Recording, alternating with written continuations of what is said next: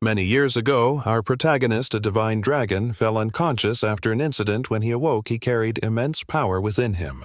With this colossal power, he expected to unleash a storm, but to his surprise, he awakened to a world that had changed drastically. As a result, this divine dragon ended up becoming a teacher, and his main daily task was either saving students or being on his way to save students, but in the end, the student's ultimate goal is to slay the divine dragon. Their teacher at a school right next to the Divine Dragon Academy, a giant drill bored into the ground, creating massive cracks. The loud rumbling and vibrations awakened a dark figure with long hair, a long tail, and sharp horns, who was unconscious underground. From a crack in the ground, a hand with long sharp claws reached out, then his entire body shot up and vanished. Leaving behind a giant crater, the sound made a construction worker drop his lunchbox in shock, not understanding what had just happened a moment ago. It was just a crack, now it was a deep pit. Near a nearby wall, a naked young man with a bump on his head peeked out at them. The long-haired man wore nothing but a single necklace strung with a piece of green jade and 2 fangs. The newly awakened young man felt like his head was splitting open. Not understanding what happened, had he been in a deep slumber or knocked out in a flash, his entire body soared into the sky, flying higher than any bird. From high above, he gazed upon the entire cityscape. The young man realized this place had changed immensely when suddenly his eyes were drawn to a place that felt incredibly familiar. Wasn't that the Divine Dragon Academy? He swung down onto a clothesline. At a nearby house, he found some formal clothes, put them on, and decided to return to the academy to check things out. Inside, the academy students were sparring and training under a teacher's guidance. The young man looked at the school's equipment and the modern robot, thinking to himself, is this a new form of puppet magic? If the Dragon Clan had such technology back then, we wouldn't have suffered such a tragic defeat. While he was staring intently at the robot, a man's voice called out to him. "Hey, handsome, were you waiting for me?" The young man turned his head and saw only himself and a tall man dressed head to toe in red. The newcomer was David. The vice principal's secretary wore a red vest with nothing underneath, revealing a massively hairy chest. His face looked fierce, but his styles of dress and his voice seemed a bit effeminate. As the young man was wondering about this, his sharp hearing overheard a white-haired teacher gossiping from afar about the dragon-slaying class. He immediately touched the bridge of his nose and blurted out, "I'm here to apply for a teaching position." David informed him that he was the 1,202nd applicant, and then turned around. Walking through a puddle towards the faculty room, he asked him how many years he'd been a teacher. The young man wasn't too deep and had to go along with it, but answered honestly, "I haven't started yet. I just fight until they submit." David remarked that this young man hadn't experienced the cruelty of the world yet, while also reminding him, "This is your first job, so do it well." Suddenly, a white-haired, red-eyed student charged at the two of them at lightning speed, yelling, "I'm going to kill you guys." The young man standing next to David immediately dodged and warned him to get out of the way, but unfortunately, before David could react, the student's foot was already planted on his face, slamming his entire body into the wall. The student laughed gleefully. "I've been wanting to do that for a long time." Then he turned his gaze to the young man standing nearby. The young man raised his hand. He launched a strike to stop the charging student while placing a hand on the student's forehead, needing to think of a plan.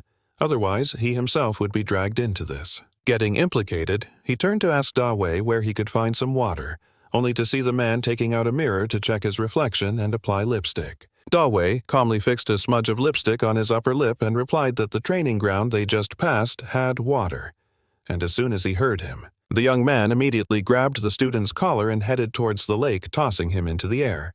Then he teleported right above the lake to catch him again, flicked him lightly on the forehead, and dropped him down. "Sorry, but you need to go in the water to cool off." A loud splash echoed as he hit the water, completely soaking the students standing nearby. No one understood why plumes of steam were rising from where he fell. Did some winter spirit decide to take a hot bath or something? At that moment, Lang Yu in the crowd couldn't watch any longer and pushed forward, wanting to save him. He shouted urgently, "The martial arts prodigy's awakening is out of control," he yelled while heading for the lake.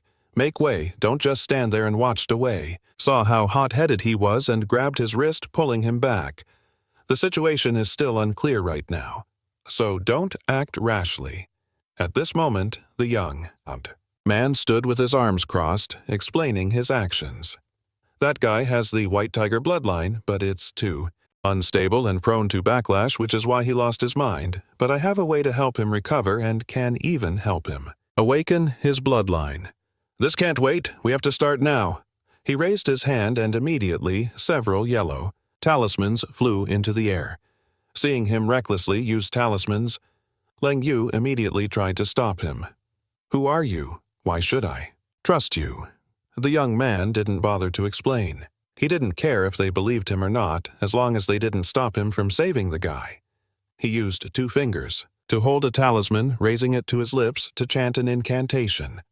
The other talismans circled at face level. Leng Yu held his head in his hands helplessly. Where did this freak come from? This is way too flashy. Watching the young man perform his technique, Dawei and Leng Yu could only squat to one side. And watch Liu Shangchuan from the Dragon Slayer department of the Divine Dragon Academy saw the crowd at the pool and came over for a look not expecting to see talismans flying everywhere. He wondered aloud to Ya Ranshui, the vice principal of Divine Dragon Academy, is someone trying to pull a prank and throw a pool party. He snatched a talisman and immediately went ballistic. What the hell is this? He immediately demanded that everyone take them all down.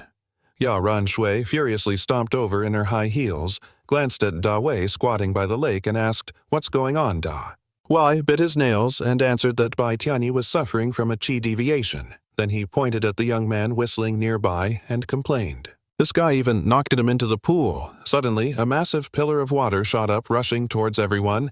Ya Ranshui raised her hand, unleashing Frostflame Wolf's gaze to freeze the water pillar along with the rampaging Bai Tianyi. She asked the young man what he did. To her student, why did he turn out like this? The young man didn't answer her question, but instead shouted, "Watch out!" unexpectedly. Bai Tianyi lunged forward furiously, baring his sharp fangs and reaching out to attack Ya Ranshui was shocked and dodged to one side. How could this student shatter the layer of ice she created? He seemed to have lost all control, crashing into the ground and sending up smoke that billowed like a fire. His body still couldn't handle the White Tiger bloodline after its awakening. If he still doesn't regain his senses, he'll become an emotionless fighting machine. Sure enough, the moment the student stood up, he bared his teeth and attacked the young man, who threw him into the lake with his sharp claws and fangs. The young man teased him. "I'm one vengeful kitten," he taunted while dodging and laughing hysterically. "You can't hit me." After a few exchanges, the young man assessed his opponent. His power level is decent, but his accuracy is still sloppy. Seeing that this was enough, he immediately used the talisman he'd wrapped around his fist and landed a precise blow to Bo Tianyi's chest, unleashing a golden light that pierced straight through his body. Instantly, Bo Tianyi's body went limp and he collapsed into the young man's arms. His sharp fangs and claws also vanished. In the schoolyard, Da Wei and the young man chatted while walking with snacks in hand about the day that student went berserk. "I heard the pool maintenance cost department head Liu a fortune." The young man walking beside him replied while munching away. He didn't want it to turn out like that either. It was a last resort to save people. Recalling the scene from 3 days ago, all the teachers and students watched as the young man who just applied for a teaching position single-handedly subdued Bo Tianyi. He presented the person in his arms and announced calmly, "It's over now. Take him to rest, he won't go on a rampage again," Leng Yu replied. "I'll take him," and slung Bo Tianyi over one shoulder to carry him away. Ye Jiangshui stepped forward to thank him for intervening. She'd heard from Da Wei that he was here for an interview, but based on his performance just now, he could skip the interview and be hired on the spot. Liu Shangchuan, who was standing nearby, fumed and pointed at him in disagreement. "Look what this guy has done to the place. Repairing all this damaged infrastructure is going to cost a fortune. Too bad nobody there cared what he was saying." The young man thought to himself, if it weren't for me, by the time you managed to stop that rampaging student, the cost would have been even higher. The young man was then led to the classroom. He would be in charge of the dragon slaying class. Peeking inside, he saw that not a single student was studying. Some of them were gossiping while others were wrestling, not even sparing a glance for the 2 teachers at the door when Da Wei introduced this as the dragon slaying class. The young man was taken aback. "Slaying what?" "Slaying dragons." Da Wei waved his handkerchief like a court eunuch with a flourish, and told the young man he needed to get along with these brats before taking his leave, despite being shocked to learn that this was a class for slaying dragons. The young man still put on an enthusiastic face and introduced himself. My name is Gu. Zhengfeng Han Xiao, with an icy expression, slammed his foot on a desk, telling the enthusiastic newcomer that this place doesn't welcome him. If you know what's good for you, then get lost. Another female student named Shui Ling rested a hand on her desk and chimed in, saying they were all students abandoned by the academy, teaching them is a dead-end job with no future. Lan Yanyue and Bo Bingtong felt there was no need to waste their breath on the guy. It seemed no one in the class had any intention of learning or cooperating. However, Gu Zhengfeng still opened his textbook and said, "Quiet down." "Class is starting." Han Xiao scoffed, stood up and moved to leave the room, but suddenly a piece of chalk flew past and shattered the doorknob, making Han Xiao freeze in his tracks. Wide-eyed Gu Zhengfeng's face turned serious as he said, "No matter what you want to do, I expect to see you in your seat and nowhere else."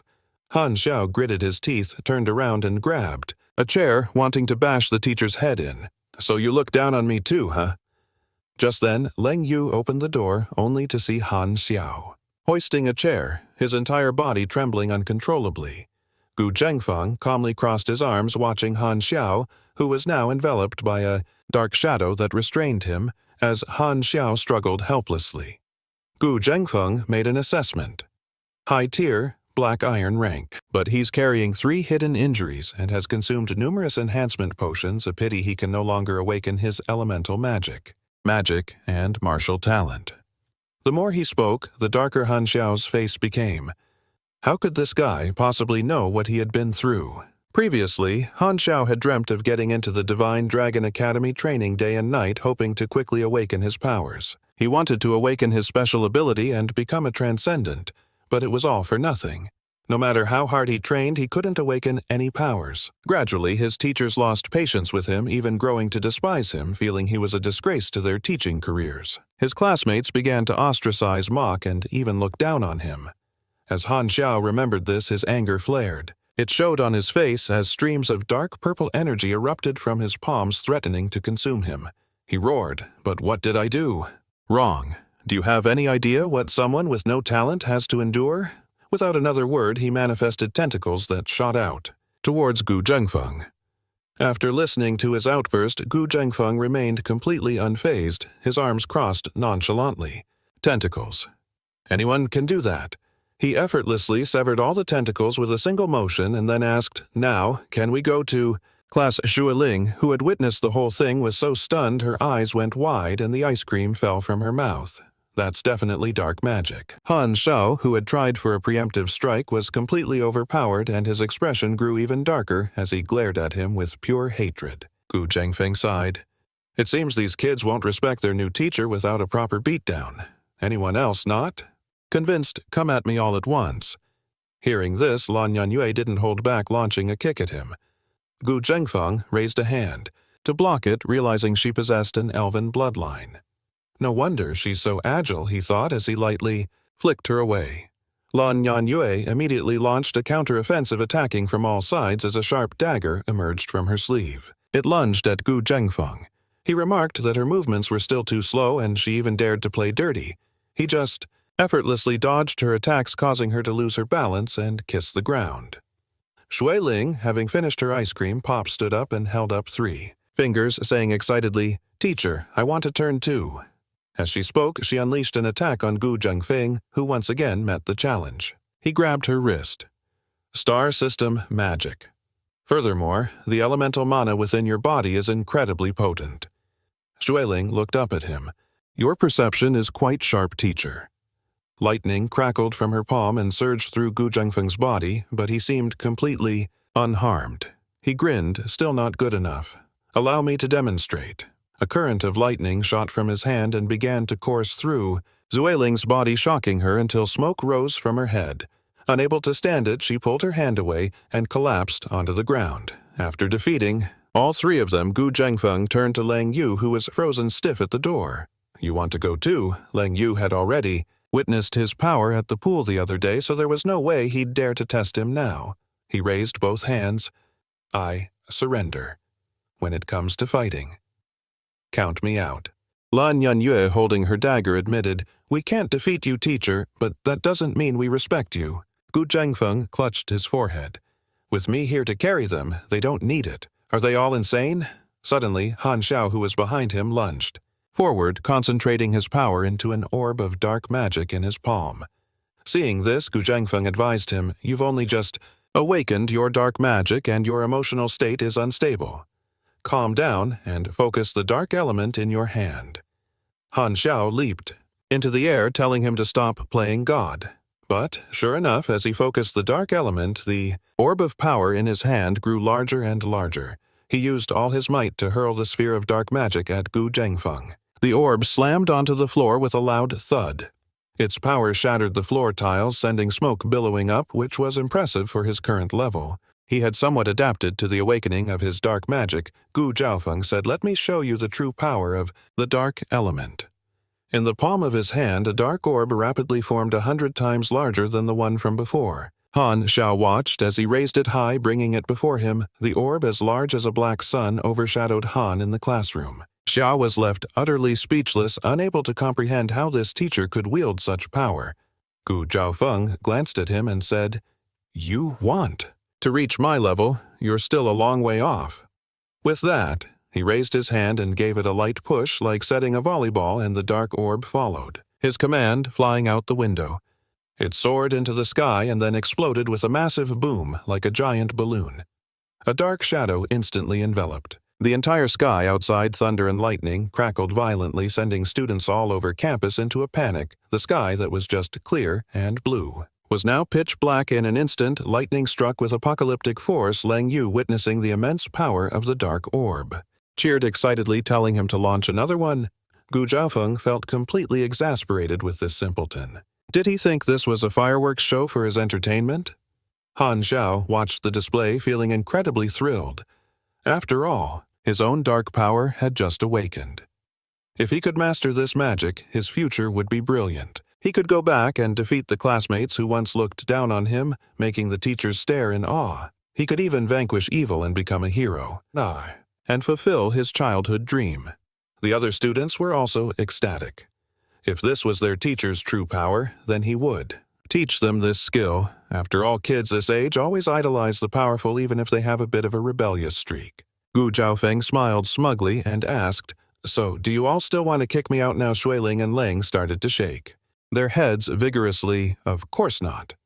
A teacher this powerful was a keeper. Han Xiao, despite desperately wanting him to stay, pretended to be aloof, saying it wasn't their decision whether the teacher stayed or left, but he had already put his chair down, calmly facing him. After establishing a temporary truce, Gu Zhaofeng led his 5 students to Dragonscale Lake, despite the area having plenty of shade from the trees. He chose a spot under the scorching sun for them to begin their training. The group stood in a single line, watching Gu Zhaofeng pace before them with his hands clasped behind his back. He observed his students and said, "Whether you have a special bloodline or talent, physical conditioning is absolutely essential." He then pointed to Leng Yu, who was goofing off at the end of the line, and said, "You and I will spar as a demonstration for the others." During the duel, besides testing the students' combat skills, he also wanted to check their knowledge. He launched an attack at Leng Yu while asking a question that had bugged him since he took over this class. "Why is this class called the Dragon-Slaying class?" Leng Yu crossed his arms to block the blow and quickly answered, "Dragon-Slaying represents the hope that we can continuously train to protect our homeland in the future." Gu Zhaofeng was stunned by his students' answer. "Name: Dragon-Slaying and protecting our homeland. What's the connection?" Just as he wondered this, Leng Yu answered, "The Dragon Clan is insidious and cunning. They are a looming disaster. Therefore, to protect our homeland, we must slay the dragons." Gu Zhaofeng lowered the leg he was using to attack the student, his face a mask of disbelief. How could the Dragon Clan have become like this, and why would they harm humanity? Leng Yu saw his teacher's lapse in concentration and seized the opportunity to launch a sneak attack. But Gu Zhaofeng still managed to grab his arm just in time. Xie Guang slammed the beam, sending dirt and rocks flying. He then approached, pulled Leng Yu to his feet, and told him to go rest on the side. Leng Yu got up, scratching his head, and asked the instructor if he saw any potential in him. The instructor didn't answer him directly.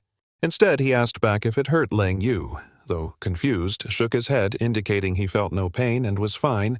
Gu Zefeng then pointed to the massive crater in the ground. This proves you possess the primal tyrant body, allowing you to train only your physical form and still defeat higher-level enemies. However, its drawback is that you're normally very stubborn. After assessing Leng Yu, he looked toward the nearby forest and called out, "Student, over there. You've been watching for a while, care to spar for a few rounds?" Sure enough, a sword-wielding figure emerged from behind a tree and faced them.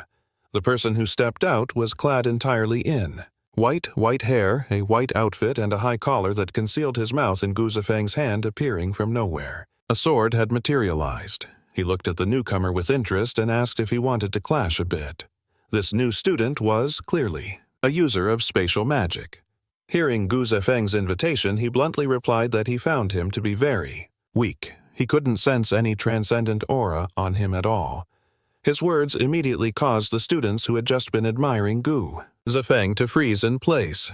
Their instructor was just called incredibly weak, but who knew the jaw-dropping moments weren't over yet. The moment he appeared, a group like a fan club immediately swarmed him, relentlessly trying to recruit him.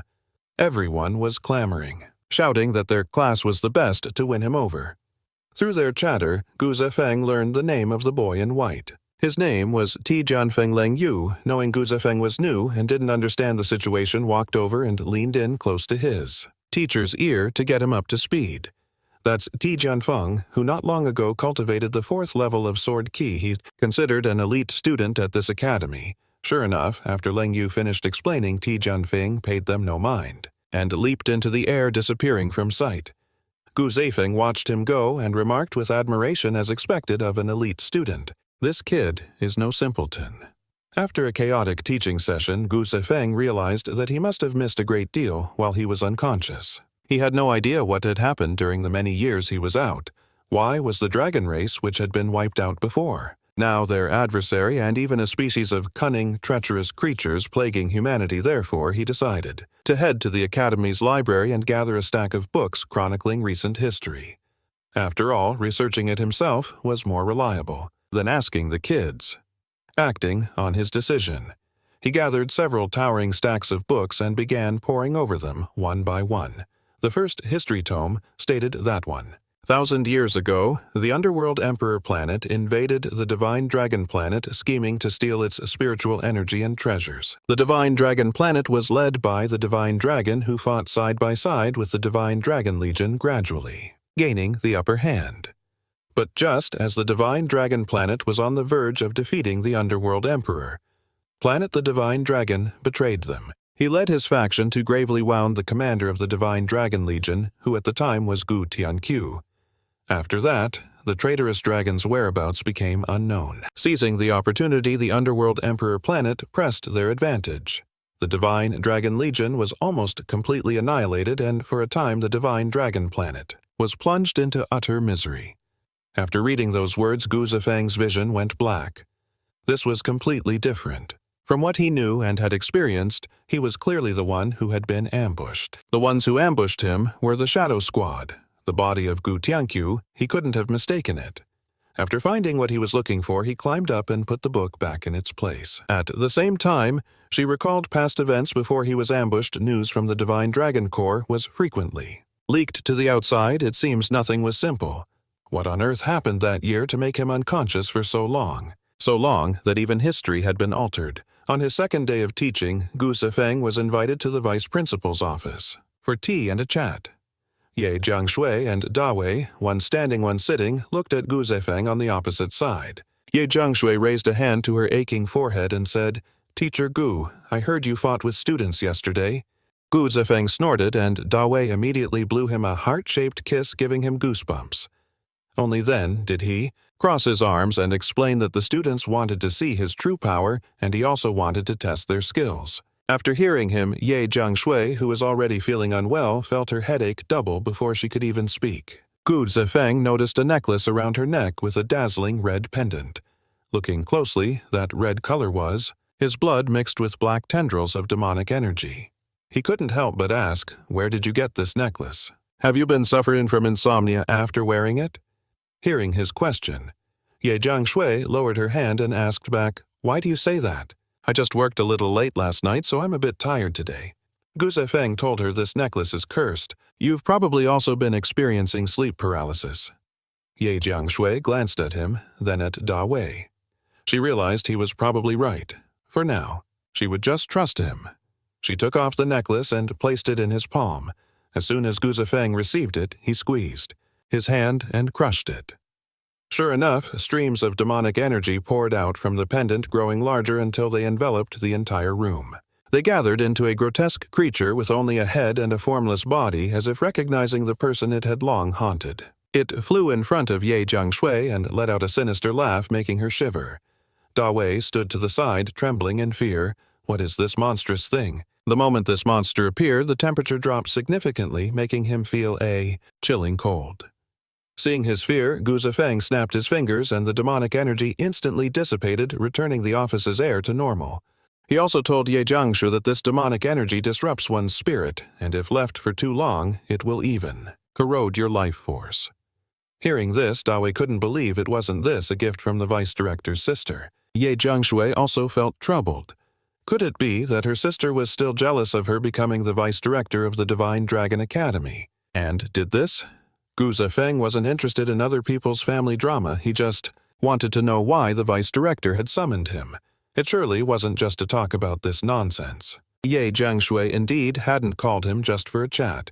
She wanted to inform him that the academy had passed a new proposal. It required that during the year-end exam at least half of the students in the dragon-slaying class must make it onto the heavenly ranking, otherwise the class would be disbanded, and both the teacher and students of this class would be expelled.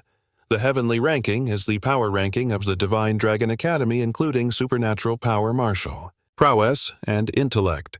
A combined rank in the top 500 gets you on the list. After each exam, the ranking is updated. The dragon-slaying class has never had a single student make it onto the heavenly ranking before. Helping them improve their abilities to get on the ranking now is an extremely difficult task. Therefore, the school didn't require them to make it into the top 3. Simply getting onto the heavenly ranking was enough for Gu Zifeng. He immediately patted his chest confidently and said, "Is that all? Just wait for my good news."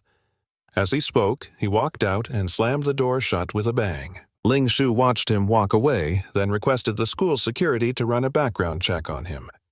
If his record is clean, they should try to recruit him. He should join them, and at the same time, the matter of the necklace needed to be handed over to the Netherworld Society for another investigation starting from the Vice Principal's office. Coming out of the Vice Principal's office, Gu Zifeng felt this whole affair was truly bizarre. He sensed that the demonic energy was very familiar. The aura felt just like the person who had injured him before. Perhaps the investigation could start with the Vice Dean. While deep in thought, he heard someone calling out "teacher" from below on the ground where Leng Yu was trying to catch up to him. He cried out desperately, "Teacher, wait for me!" Gu Zifeng paused, jumping down in front of the boy and asking urgently, "Why are you looking for me so desperately? Are you afraid I won't come to class?" Leng Yu, panting, replied Han Xiao, and the others are being surrounded by the martial arts class over the training grounds. Gu Zifeng broke into a sweat, hearing this, helplessly thinking, how do these kids always find new ways to stir up trouble? At that moment, the training grounds were split into 2 factions. One side was the dragon-slaying class, and the other was martial arts class 4. Han Xiao stepped forward to speak. He made it clear to them that the dragon-slaying class had reserved these grounds first so they should go elsewhere. Unfortunately, Liu Chuyu didn't see it that way. As the class president of Class 4 and ranked 7th on the heavenly ranking as a high-level silver rank martial artist, he felt nothing but disdain. He looked down on this dragon-slaying class. In his eyes, no matter how much they trained, they were nothing but a bunch of trash. It would be best if they just got lost. They should hurry up and scram, handing over the grounds without wasting any more time. It was clear that the students from Class 4 were here to cause a scene. They didn't care about the first-come, first-served rule. Han Xiao, feeling the contempt from Liu Chuyu, realized that this guy wasn't going to listen to reason. There was no point wasting his breath on him. With that, he raised his hand and unleashed a dark power to envelop them. But who would have thought? In the eyes of the Class 4 students, this was merely child's play. Liu Chuyu raised his sword and told the bunch of trash to watch closely, then he swung his blade. He slashed in an arc, shattering the magic. Seeing things were going south, Ling Shui pulled Han Xiao back. "Not a bad ability," Gu Zifeng commented, holding the demonic aura. He held the energy in his hand, looked at the boy and asked, "Did you release this?" Hearing This Ling Shui furiously yelled, "This guy! He not only kicked me, but also used netherworld demonic energy in a sneak attack." Lu Chuyu didn't hold back either, pointing at her and shouting, "You're lying. Even the Dragon Clan has trouble capturing this stuff, so how could he possibly get it?" As the two argued, Gu Zifeng shouted out, "Wait a minute." He wondered why these students possessed this kind of demonic energy. Was this something they saw often? The group of students looked puzzled. They glanced at each other confused as to why their teacher didn't know this, but they still explained that ever since the evil dragon betrayed the Dragon Clan, there's always been a bounty for any trace of netherworld demonic energy. Back then, the old leader's wounds were infected by it, which is why the healers were helpless. The healers could do nothing. After explaining, Lu Chuyu glanced at Gu Zifeng. How could the teacher of the dragon-slaying class not even know this basic information? Gu Zifeng didn't answer silently, thinking that the Dragon Clan had always been searching for a way to deal with it, to counter the netherworld demonic energy, but he didn't know what their current attitude towards the dragon race was. Seeing he was being ignored, Lu Chuyu grew impatient. He roared a question at him.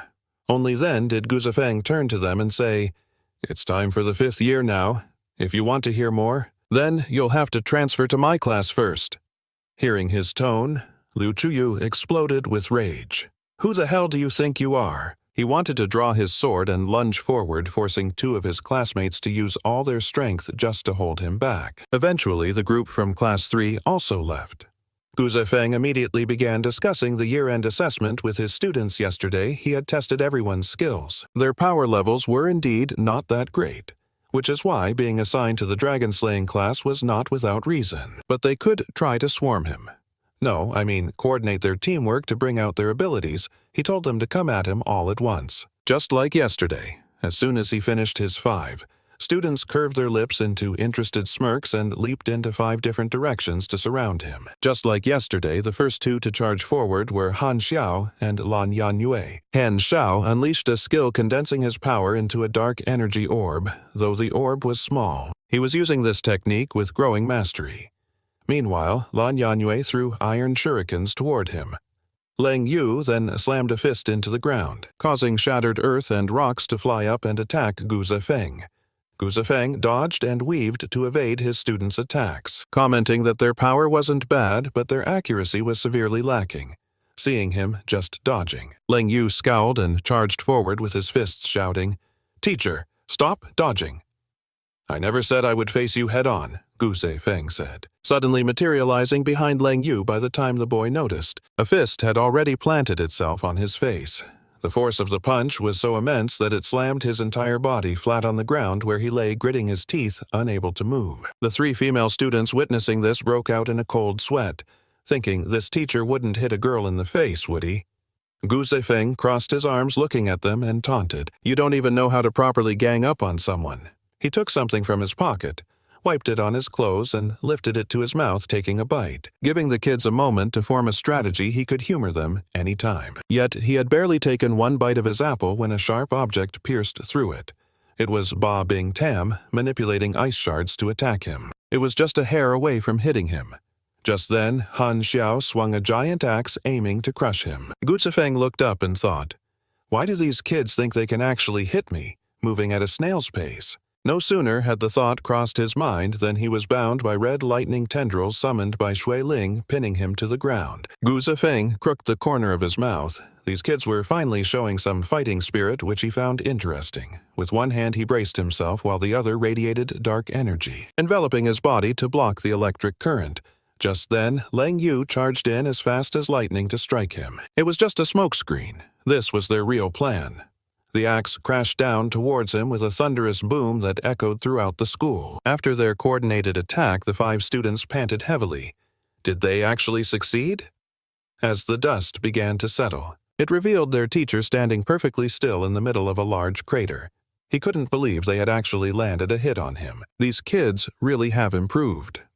Gu Zifeng walked towards the 5 of them, brushed the dust from his clothes, and said, "Not bad." Just as they were grinning triumphantly, he added, "Is that what you kids thought I'd say?"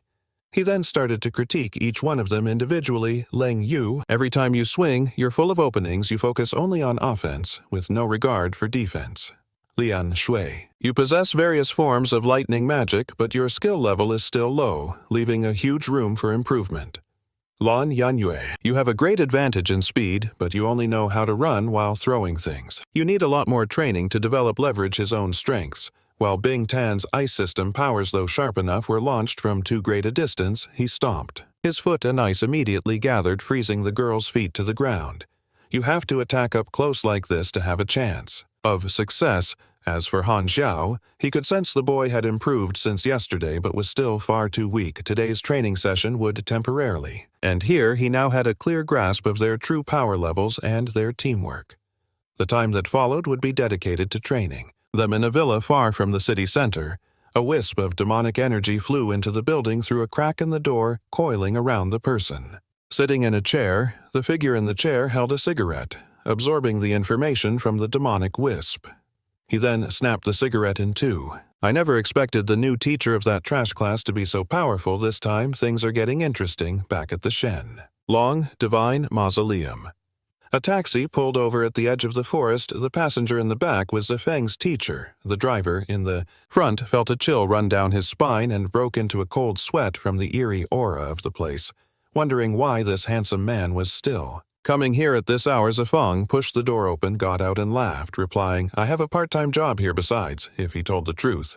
The driver wouldn't believe him anyway. Was he supposed to tell the cabbie he lived in this cemetery?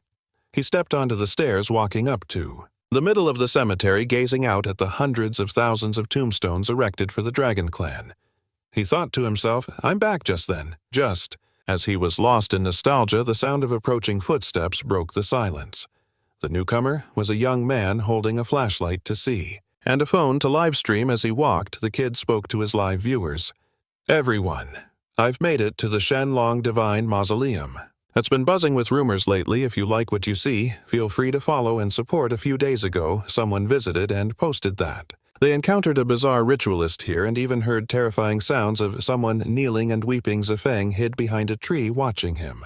Thinking to himself, what a gutsy kid, the young man walked around filming for his audience when suddenly the comments started scrolling faster than ever. The viewers frantically told the streamer, look behind you, there's someone there." The live streamer, seeing the comments flying like that, felt a chill and slowly turned around. Sure enough, a shadowy figure was right behind him. With fierce red eyes lunged forward, the trembling boy stammered to his viewers, "I just realized I might actually die." For money, after saying that he tucked tail and ran for his life, tonight is certainly lively with this many people gathered. Here, you could have a live raid party. Meanwhile, deep in the cemetery's forest, Di Jianfeng, dressed all in white, stood out starkly. In the darkness, he was surrounded by a group of men wearing skull masks. One of them held a cigarette in one hand and in the other a gun aimed at him. "If you don't want to suffer, just give up," he threatened. "Maybe we'll grant you a quick death." Di Jianfeng tightened his grip on the sword at his hip, saying nothing as he stared them down. The man who had threatened him took a long drag from his cigarette and impatiently pulled the trigger, firing at him. Di Jianfeng instantly drew his sword, raising it to parry the incoming bullet. The man ordered, "All of you attack. Keep the body intact immediately." The surrounding men in black charged forward, aiming to take his life. Upon hearing the command, the assassins lunged forward, unleashing sharp crimson energy slashes toward Di Jianfeng. He stood in the center, a striking figure in white, unleashing blue-hued sword skills wherever the tip of his blade swept the assassins. Nearby were instantly flash-frozen, preventing them from getting any closer. The skull-masked leader watched on.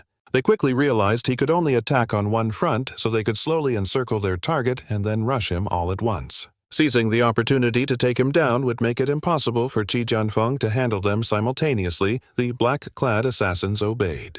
Following his command, they formed a circle with Qi Jianfeng at the center, and then slowly closed in on him, causing Qi Jianfeng to grip his sword defensively. He stared intently, wondering what kind of a new trick they were pulling. He held his sword in front of him and challenged them to bring it on. As they relentlessly closed in with their leader's dark gun barrel aimed straight at his head, Qi Jianfeng clasped his hands together. He unleashed his ultimate defense technique. A blinding flash of light formed a spherical barrier that enveloped him completely. All of their skills and bullets were blocked by this barrier as Qi Jianfeng taunted his opponents, asking if that was all they had. The surrounding assassins attacked relentlessly, but their strikes had no effect, making them so furious they started cursing. The leader stared intently at him, then smirked He didn't believe this was all there was to it. Surely Chi Junfeng wasn't as composed as he seemed. And just as he suspected, Chi Junfeng was already feeling the strain. If this continued, he knew he wouldn't be able to hold out for long. He had to think of a plan quickly, unfortunately, before he could even come up with anything. A single bullet shattered his power sphere. The radiant barrier shattered into countless pieces like fragile glass. The bullet passed straight through the barrier and struck Chi Junfeng's arm.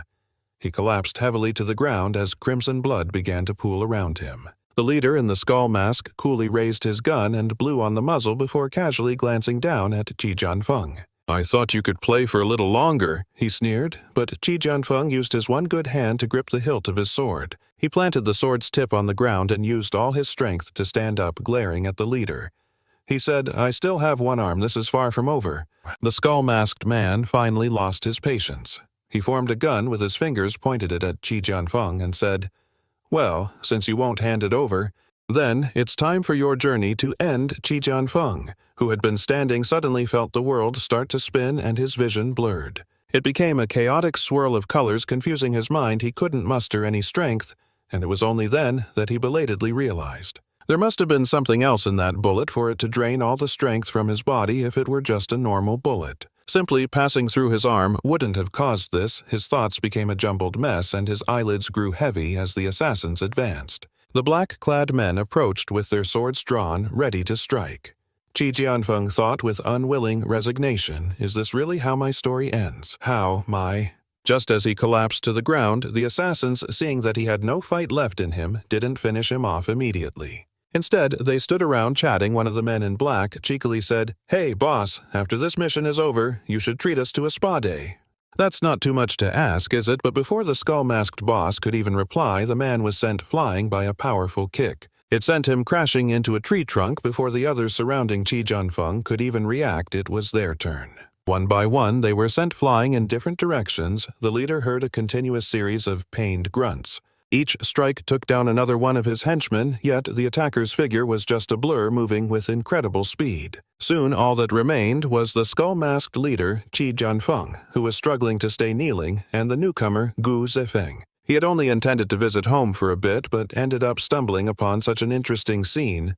Gu Zifeng pulled a small vial of green liquid from his pocket. He poured a pill that looked like a booger out of the jade bottle, handing it to Tay Trak Fong and saying it might look a little strange, but eating it would make him strong again. Tay Trak Fong stared at the booger-like pill, thinking it was utterly bizarre. Ko Trak Fong saw his disdain and, without any ceremony, pinched his mouth open and shoved the pill in. The leader, wearing a skull mask, jumped down from a tree, staring intently at the master and disciple. He hadn't sensed the presence of this newcomer at all. Since another person had arrived to offer up their life, he didn't mind sending them both on their way. Ko Trak Fong observed him and replied, "So many of you ganging up on one student, that's a bit of an overkill, isn't it?" The leader didn't care if they were students or anyone else. To speak to him that way, they clearly had a death wish. He raised his gun, aiming it straight at Ko Trak Fong's head, but unfortunately, before he could pull the trigger, Ko Trak Fong closed the distance in a few swift steps, gripped the man's wrist, and sent an electric current through it, making his hand go numb. The leader hastily drew a sword from his back with his other hand about to strike, but Ko Trak Fong, once again, countered the attack. With one lightning-fast hand, he grabbed the man's neck, lifted his entire body, and tossed him like a rag doll. The leader shared the same fate, as his underling slamming into a tree. Ko Trak Fong thought this whole group was pathetically weak. He dusted off his hands and taunted, "Next. Aren't you going to spout a few threats before you run away?" The skull-masked leader's head was spinning, his forehead swollen with two large lumps like a pair of ping-pong balls, but he still managed to talk tough, "You just wait for me." His underlings saw their boss had been beaten to a pulp and was still acting tough, so they quickly hoisted him up to retreat, reminding him that they were already running away and there was nothing to wait for. Tay Trak Fong watched them flee. He wanted to pursue them, but was stopped by Ko Trak Fong, who asked what chance he would have if he chased them in his current state. Even as he was carried far into the distance, the leader's curses echoed back, "Tay Trak Fong, you just wait. Next time, I'll definitely take your life." Tay Trak Fong's face darkened. Using his sword as a crutch, he started to walk away, telling Kotrak Fong that this was his own private affair. He meant that his teacher should stay out of it. He tried to act tough, but after just a few steps, his body couldn't take it anymore, and he collapsed with a thud. Kotrak Fong sighed reluctantly, walking over and scooping him up in a Princess Carrie. This foolish kid, still trying to act tough even now. He wondered about the boy's background, getting ambushed in the forest right next to the resting place of the Dragon Clan. Kotrak Fong carried the boy back to a room, laid him on the bed, and began to treat his wounds. After all, one of his arms had been pierced by a bullet. If left untreated, the arm would surely become useless, wasting the immense talent of an elite student from the Divine Dragon Academy. While unconscious, Trak Fong had a flashback, dreaming of the day he lost his parents. He saw a raging inferno, growing ever larger, swallowing the building where he lived. At that time, he was just a small child, helplessly watching his parents die, in a pool of their own blood, completely powerless. All he could do was cry his heart out, screaming for his mom and dad to wake up. His ears were filled with chaotic sounds. The wail of fire sirens, the desperate cries for help from others in the building. Even though many fire trucks arrived as reinforcements, the flames of the mansion only continued to spread. Fortunately, his heartbreaking sobs were heard by a firefighter. The man rushed inside and carried him away from his parents' bodies. The boy struggled, trying to get back to them, but the firefighter held him even tighter, telling him that crying was useless. If you want revenge, you have to become strong. Those words have stayed with him for all these years, becoming the driving force behind his rigorous training. He had to avenge his parents.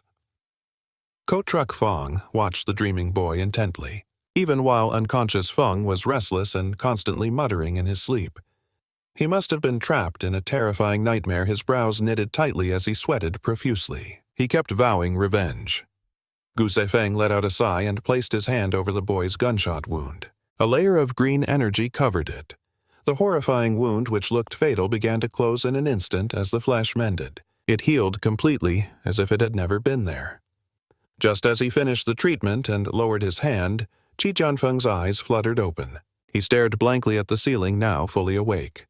Gu Zefeng helped him sit up and offered him a bowl of medicine. The swirling, multicolored liquid looked more like a deadly poison than a healing potion, causing Chi Jianfeng to turn his head to avoid it. Seeing the look of disgust, Gu Zefeng said, "This brat is so ungrateful, giving me a look like that. If it weren't for me, that arm of his would never wield a sword again, let alone be strong enough for his revenge quest." Hearing the word revenge, the boy shot him a wary look. He was just like a porcupine, instantly raising his quills at the slightest provocation. Gu Zefeng shrugged innocently, telling him not to look at him like that since he was the one talking in his sleep. Chi Jianfeng snatched the bowl of medicine from his hand. He brought it to his lips and drank it all. If this concoction didn't kill with poison, it would surely kill with its taste, which was both bitter and salty. The moment it hit his tongue, Chi Jianfeng's eyes went wide and he had to use all his willpower to swallow. This teacher must be holding a grudge for my earlier disrespect to have brewed such a disgusting potion. But regardless, he couldn't deny that the man had saved his life. So, before leaving the house, Chi Jianfeng still managed to mutter a word of thanks. He then coldly opened the door and walked out. Gu Zefeng didn't stop him.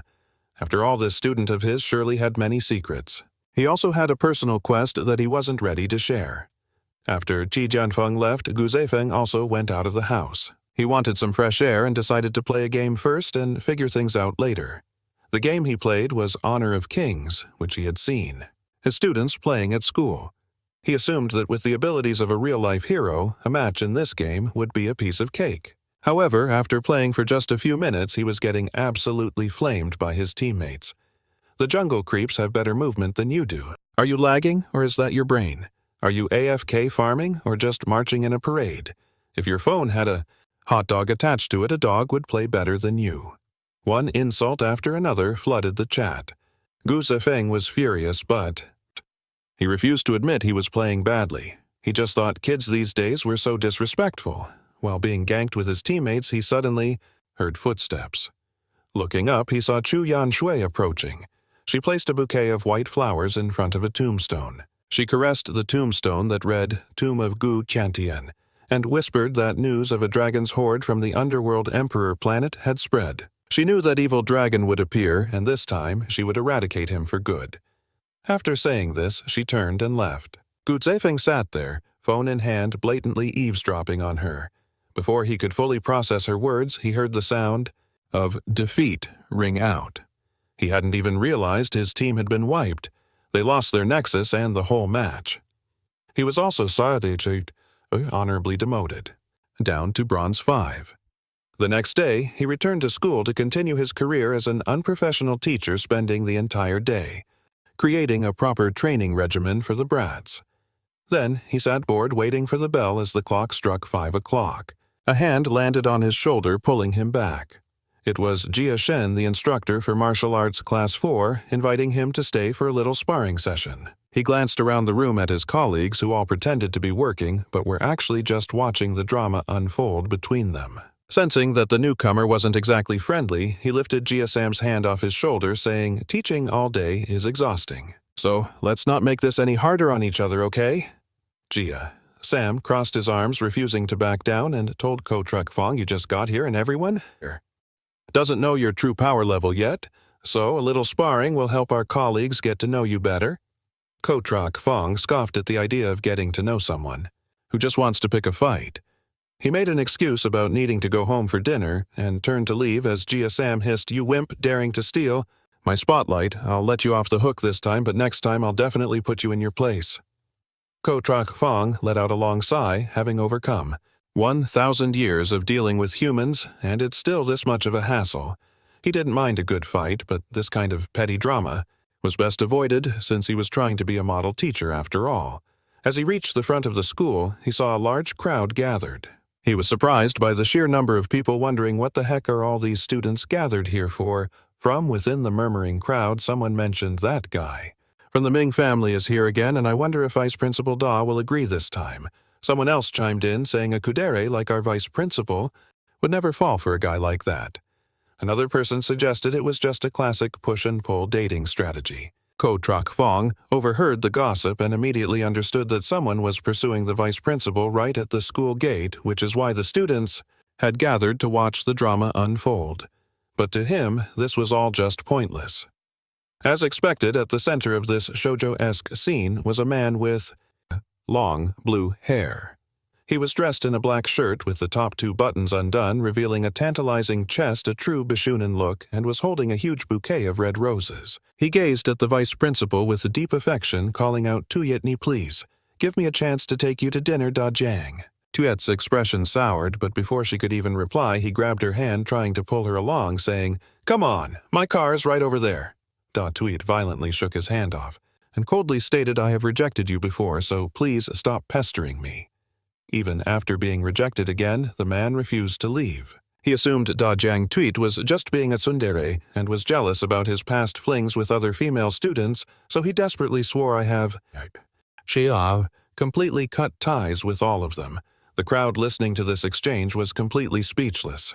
What kind of a scumbag is this guy? He was juggling multiple female students at once, and now he's harassing the vice principal even after she rejected him, and he has the nerve to show up here shamelessly, just as the two were in a standoff. Ko Truck Fong approached them, holding a notebook. He held it up and called out vice principal. He then pointed to the notebook and asked, "Didn't you schedule a meeting with me in your office to discuss the next lesson plan for the dragon-slaying class? Why did you leave ahead of schedule?" Da Jiang Tuyet heard him smoothly fabricate the story and gave him a look that clearly asked, "When did I ever schedule a meeting with you?" Before the two of them could get away from the other guy, the sky, which had been perfectly clear, suddenly filled with dark clouds as thunder rumbled loudly. How unpredictable. Ko Truck Fong tilted his head back to look at the... "Is that lightning? I wonder what F-boy is making empty promises now." You could even say the heavens themselves disapprove of that. A player. It would be a waste of a good lightning strike if he didn't add a few sarcastic comments. The man, who was obviously a player, knew that. His luck had run out, and no amount of persistence would land him a date with Da Jiang Tuyet. He put on an understanding facade and said, "If you're busy, then maybe next time." Da Jiang Tuyet completely ignored him, turned to Ko Truck Fong and said, "Let's go," before striding confidently toward the vice principal's office, even though he had just made up the whole story about the meeting to help her escape the situation. Jiang Shu asked about that guy, but since he had already completed the plan, he took the opportunity to show it to her while he sat leisurely. He ate a pastry while Jiang Shui reviewed the plan. She looked it over and commented that the approach wasn't bad and could be tested. After a while, once his students have adapted to the training, he will take them for a special training mission. Seeing their business was done, Gu Zifeng stood up to leave. Jiang Shui took a sip of tea and warned him that the guy from earlier Ming Heng was treacherous. Having been provoked by you, he will certainly seek revenge, so you need to be careful. Gu Zifeng nodded and said, "The one who needs to be careful isn't just me, but you as well." Sure enough, as soon as they left, Ming Heng began furiously cursing that bastard who dared to ruin his plans. He even had the audacity to call him a scumbag, making him lose face in front of so many people. He went ballistic. He started punching and kicking the car he had driven there to take his crush out. His bodyguard saw that many people were staring. Realizing this tantrum was only causing more embarrassment, he went to remind him, "Young master, let's get in the car."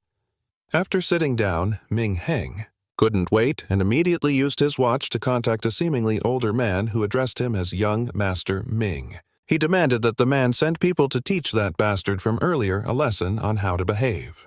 Despite the trouble brewing, Gu Zifeng was finally off work. He rode his newly acquired bicycle humming and whistling in an incredibly good mood. He was pedaling like the wind, but his post-work high didn't last long. Just after rounding a corner, he saw in his mirror that there were two unfamiliar figures, one large and one small, tailing him with extreme unprofessionalism. Gu Zifeng immediately veered into a narrow alley.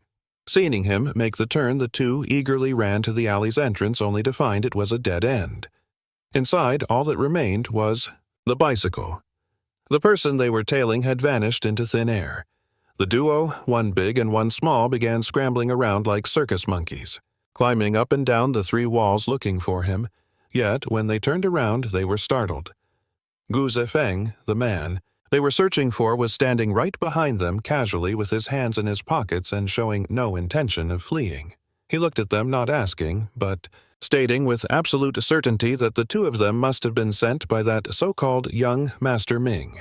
As he spoke and observed them, he paused. Were these two guys actually here for comic relief? They were wearing matching brown shirts. The younger brother's shirt read, "Hit me big bro," while the older brother's shirt said, "Hit me little bro." Seeing Gu Zifeng pause, the two introduced themselves as twin brothers. Seeing how much they acted like punks, Gu Zifeng wasn't even sure if they were really sent to rough him up, so he reluctantly asked, "What are you two kids following me for?" And yet, it turned out the two brothers really were there to fight him. A large flame ignited in the older brother's hand, while a smaller flame appeared in the younger's. They hurled them at Gu Zifeng, who effortlessly leaped aside to dodge. Fortunately, these two kids were still total noobs. If they weren't, their fire powers could have easily harmed innocent bystanders. Hearing his dismissive comment, the two brothers grew even more agitated, unleashing more flames in an attempt to incinerate him.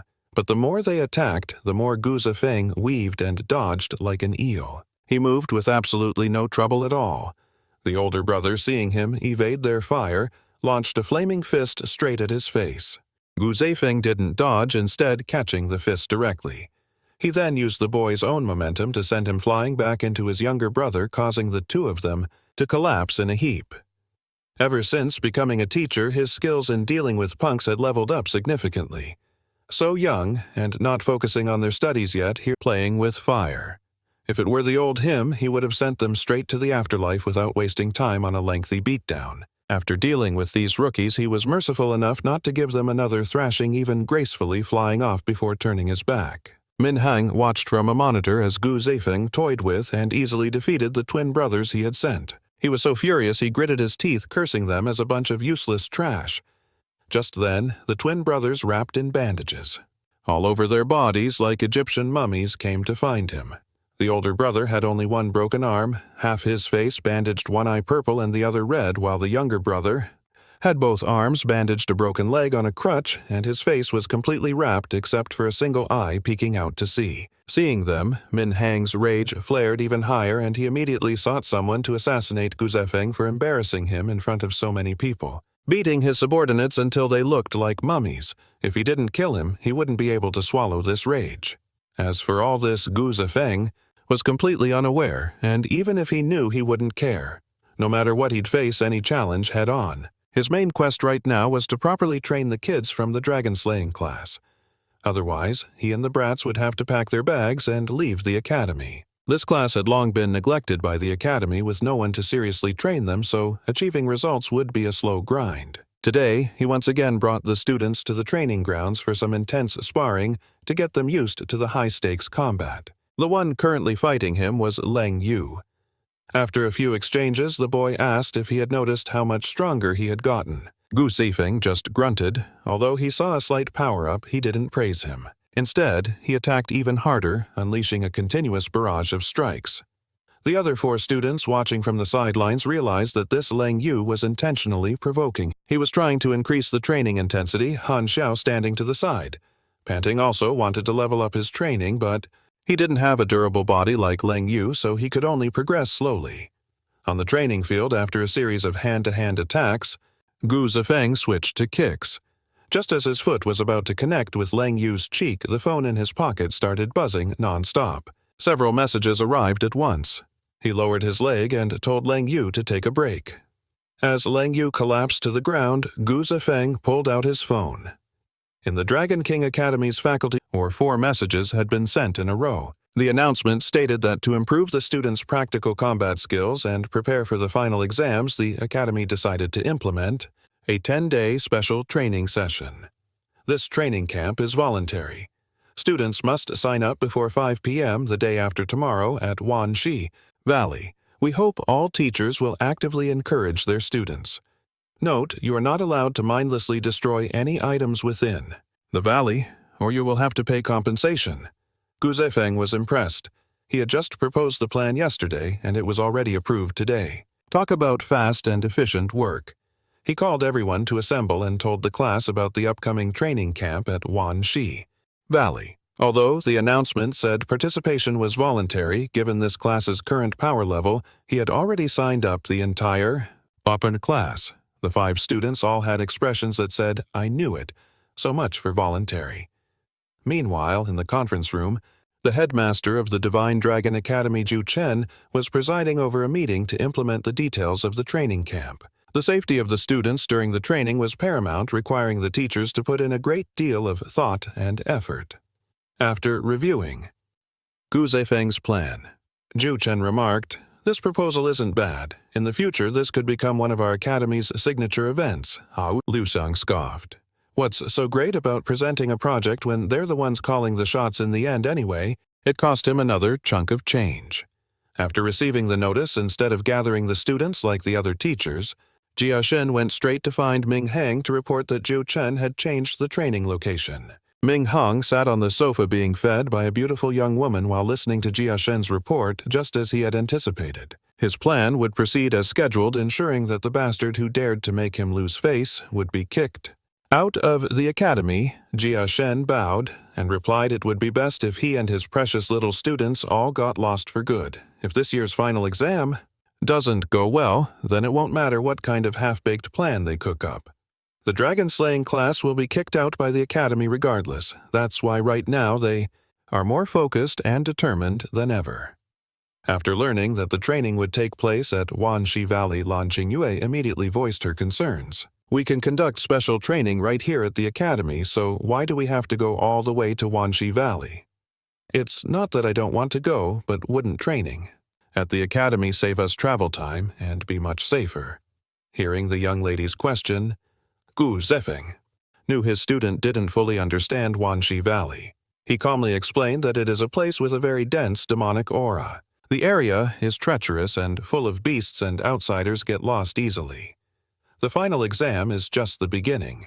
Choosing Wanxi Valley is meant to make the students understand the brutality of a real battle while also reminding them never to forget the people of the Nether King clan. After hearing the explanation, the heroic spirit within the young man Leng Yu was ignited.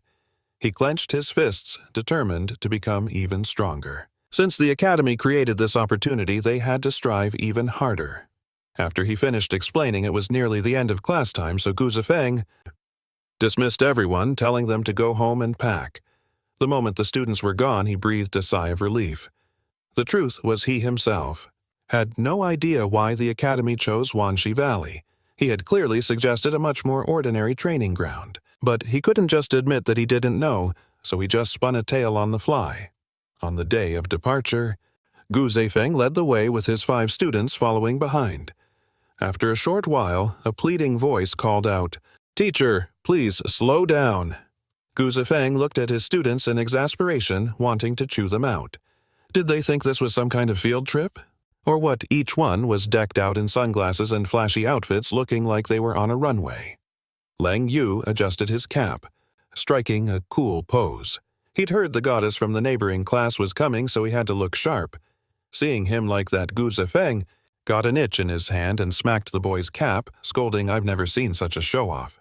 He then turned and ordered them to follow him at full speed. They had to reach the rendezvous point before 5 p.m. Gu Zefeng then led the dragon-slaying class, deep into Serpent Mountain toward Wanshi Valley. The journey took them over high peaks and through treacherous swamps where they encountered countless snakes, centipedes, and other fearsome creatures. The whole group was dead tired, but they ultimately reached the rendezvous point before the deadline. Upon arrival, his students had transformed from fashionistas into a ragged, tattered mess. Seeing that it wasn't even 5 o'clock yet, Leng Yu boasted, "See, I told you we wouldn't be late. I bet the other classes aren't all here yet. If they are, I'll eat my..." But before he could finish his sentence, he bumped right into Gu Zefeng. The teacher had stopped abruptly. Leng Yu looked past him and saw the entire academy already assembled in the courtyard. Standing on a high platform were the headmaster of the academy alongside the master of Wanshi Valley, the Serpent King. Seeing the dragon-slaying class straggle in, he smirked and said, "Hurry up." At the assembly, Cole Truck Fong looked at the entire student body in their neat uniforms. Only his class was dressed flamboyantly, making him feel embarrassed. He awkwardly replied yes, then led his party to line up properly as instructed. Once everyone was in formation, the principal turned and said, "Serpent King, please continue." The Serpent King continued his instructions. "On my turf, you follow my rules completely. First, pay attention to hygiene and ensure cleanliness." A student in the front row got a face full of his spit as he spoke. There was even a strand of vegetable from between his teeth shot out. Second, and this is the only important part, the quest for you students will take place on South Mountain and North Mountain, where the terrain is complex. The mobs inside North Mountain are not something you kids can handle. As he finished speaking, he released a swarm of cockroaches, centipedes, and insects. They crawled everywhere, and immediately the students' screams and cries echoed all around. The Serpent King continued his introduction. "These are the sandworms from South Mountain. As for North Mountain, you can imagine the rest." The students pictured themselves being devoured by snakes, centipedes, spiders, and other monsters and were so scared. Their faces turned pale as they cried for their parents. The principal waited for the Serpent King to finish, then reminded the students that when entering another's domain, they must follow the rules. Afterward, the entire school was dismissed to rest and settle into their accommodations. Cole Trak Fong received his orders and told the students to wait there while he went to ask where the dorms were. The moment he turned his back, someone came looking for trouble. They sneered at his class. "You want to be stepping stones? Coming here when you're this weak? Aren't you ashamed?" A bald, pot-bellied guy replied. "You don't get it. Noobs love to show off." Being taunted like this, the students of the dragon-slaying class couldn't take it anymore. Lang Ngu turned and shouted, "You little punk! Watch me beat the crap out of you." The bald guy heard his threat and immediately started using crocodile tears. Crying his eyes out, he whimpered, "Big bro, please don't hit me." This made Lang Ngu freeze, not understanding what was happening when from behind, someone approached and asked, "What do you want, you half-breed?" Lang Ngu whipped around just in time to take a punch straight to the face, his jaw twisting as he fell hard to the ground. The one who punched him was tall and muscular, twice the size of the bald guy. His name was Luke Mon from Class 4, and he had already reached the beginner silver rank. In the last exam, he ranked 31st at Tianbo Academy. He looked down from above and asked Lang Ngu, "You're already a weakling, and you won't even let others talk." Lang Ngu was furious and about to curse back when a hand pulled him back. Cole Trak Fong was truly exasperated. He was gone for a moment, and his students were already causing trouble, never a moment of peace. He stepped forward, pushed Lang Ngu behind him, and stood opposite. "Look, Mon," with a friendly smile saying, "there will be plenty of opportunities to spar, everyone. No need to be hasty." Then he patted the guy's shoulder. Lukman looked at this, a small, weak-looking teacher who was a whole head shorter than him, with utter contempt. He raised his hand to brush the teacher's hand off, but somehow the teacher's hand felt as heavy as 1,000 pounds, and he couldn't move it an inch, no matter how hard he tried. Lang Ngu, standing behind him, adjusted his hat and his flashy gold chain, resuming his arrogant posture. His expression was the perfect example of a dog borrowing its master's might. Ko, Trak Fong, didn't want to cause a big scene, so he just used a small skill to show the guy that his class was not to be trifled with. Then he turned and led his students toward the dorms. On the way to the dorms, Lang Ngu couldn't hold it in anymore and burst out laughing. Seeing the pale look on Luke Man's face back then made him feel incredibly satisfied. Cole Trak Fong saw how quickly he became happy and informed him, "During the training period there's a free-for-all sparring session every day. I wish you good luck." After a short walk, they arrived at their dorm, which was a small 2-story villa. The second floor was the sleeping area. Cole Trak Fong let T look around and choose their own rooms, telling them to rest up early. It was decided that tomorrow's training would be held at the training grounds. Lang Ngu, Zai Feng disappointedly said he thought they could be thrown directly into the forest, you know. He mentioned that kind of trial was for the final days. At that point, they would get what they deserved. He gave a long yawn and went into room 201, letting the students have free rein in the villa. He told them to call him if anything happened. Shui Ling invited the other 2 girls to share a room, and they both agreed, so the 3 girls decided to bunk together. Seeing this, Lang Yu sidled up to Han Xiao and flirtatiously suggested they room together, only to be bluntly told to get lost. Upon entering his room, Jai Feng immediately locked the door. This whole quest was exhausting, especially when these kids loved to stir up so much trouble. Wrestling with them all day was killing this dragon. Suddenly, his heart began to pound wildly as all his blood rushed to it, causing his chest to ache sharply. This was his resonance with the Kunyu bell. He followed the feeling, walked over, and threw the window wide open. As he got closer, the sensation grew more intense. Looking out from the window, his gaze landed on North Mountain. To think he would get a sense of it right in this place, the Kunyu bell's presence. No wonder the Snake King forbade them from going over there. It seemed he was hiding something rather than it being actually dangerous.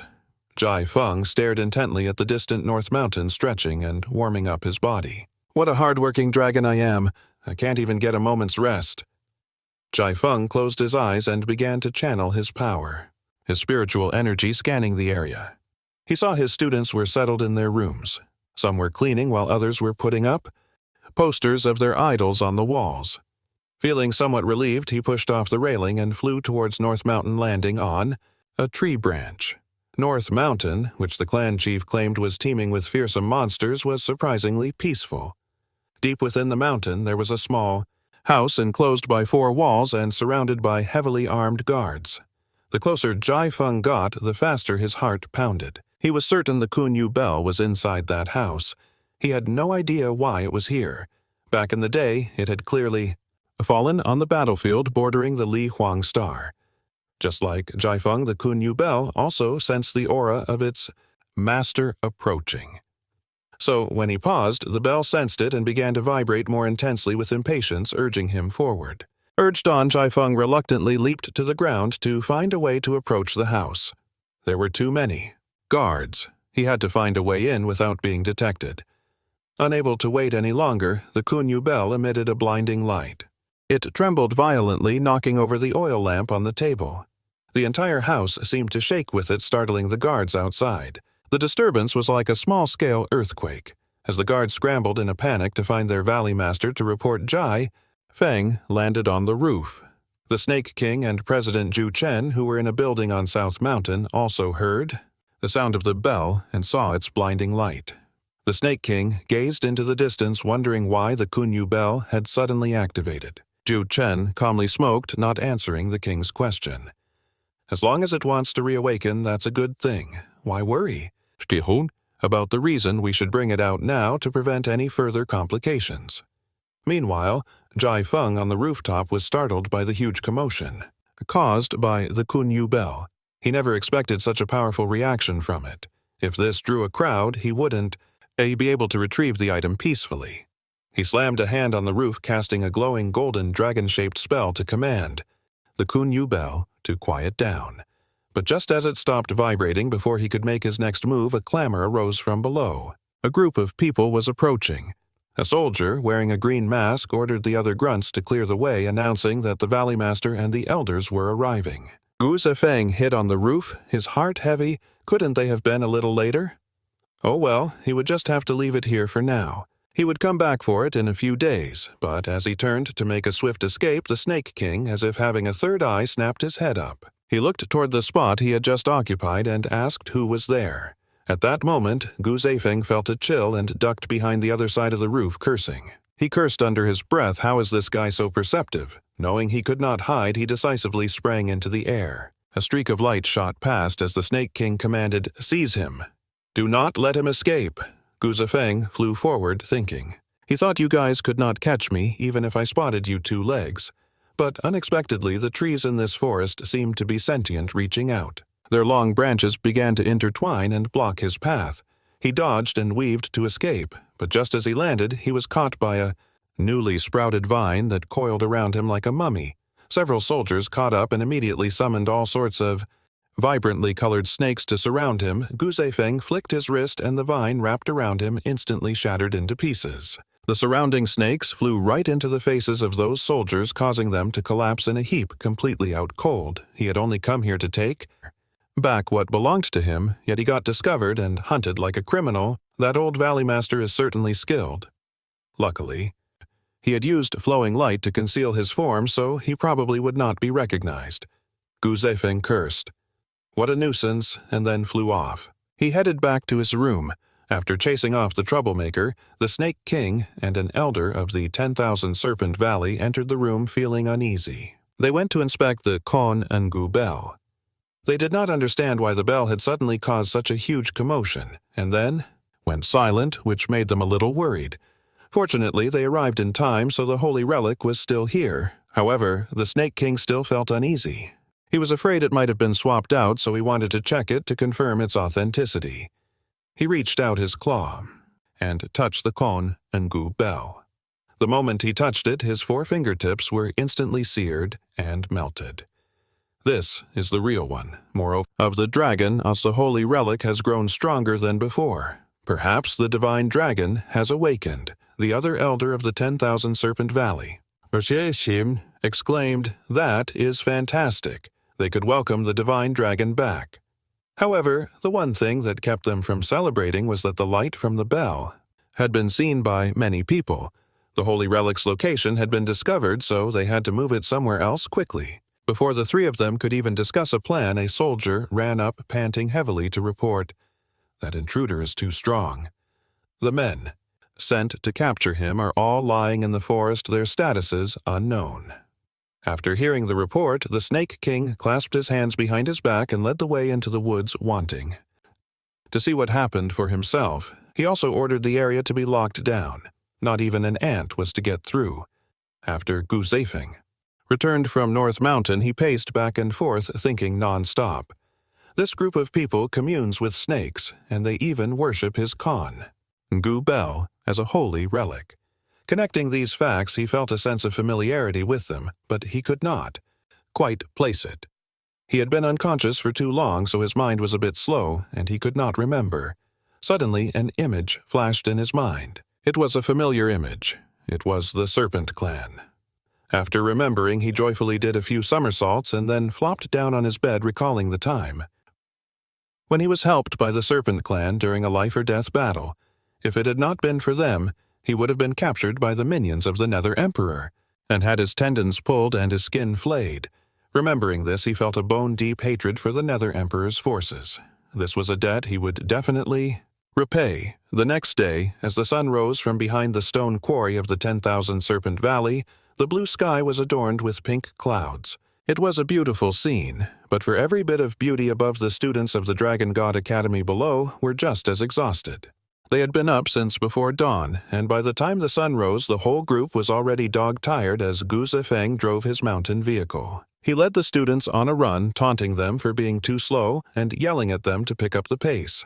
Leng Yu and the other 4 students of the dragon-slaying class had also ditched their flashy clothes for uniforms today, carrying heavy packs on their shoulders. They ran after their teacher's vehicle, feeling dead tired and cursing him countless times in their minds. Despite a minor incident yesterday, the special training began today without a hitch, and this training camp was not much different from school. However, it focused more on strengthening their physical conditioning and live combat skills through direct sparring matches between students. These bouts clearly revealed the power gap between the strong and the weak.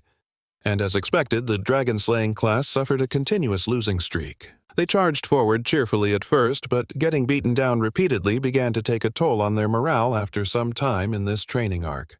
Soon after, Han Xiao had a sparring match with someone who looked strikingly similar to him but with darker hair. And this fight was different from the others. Normally, the dragon-slaying class would cheerfully admit defeat, but in today's match, Han Xiao refused to give up even when he had reached his absolute limit. This made Gu Zifeng suspect there might be some unusual history between Han Xiao and his opponent on the stage. Han Xiao had just collapsed, but he forced himself back to his feet.